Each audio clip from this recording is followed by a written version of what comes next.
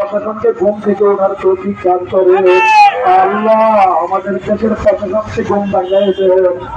আল্লাহ তারা ঘুমের ওষুধ খেয়েছিল। আল্লাহ আল্লাহ আপনি তাদেরকে ঘুমের লাই কাটানোর তৌফিক দান করে।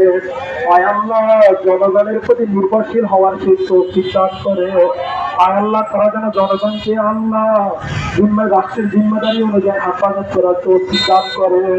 ওয়াসাল্লাল্লাহু তাআলা আলা খায়রি খালকিহি মুহাম্মাদ ওয়া আলা আলিহি ওয়া আসহাবিহি আজমাইন। আমিন আমিন বিরহমাতিকা ইয়া আরহামার রাহিমিন। নারায়ে তাকবীর, আল্লাহু আকবার। নারায়ে তাকবীর, আল্লাহু আকবার। নারায়ে তাকবীর, আল্লাহু আকবার। সবাই শুনেন, আমরা হচ্ছে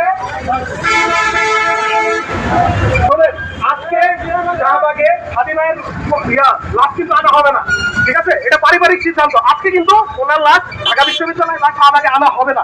কিন্তু তারপরও যারা শাহবাগে যাইতে চান, আমরা অলরেডি একটা পিকআপের ব্যবস্থা করছি। একটা পিকআপে হয়তো সবাই হবে না, তো দয়া করে যদি কেউ বাদ যান, নিজে যদি আসতে চান তাহলে বাসে বা অন্য কোনো পয়সা করে একটা পিকআপ পত্র রেডি করা হয়েছে। একটা পিকআপে যে কয়জন হয় ওই কয়জন আমরা ইনশাআল্লাহ যাইতে পারবো, ঠিক আছে?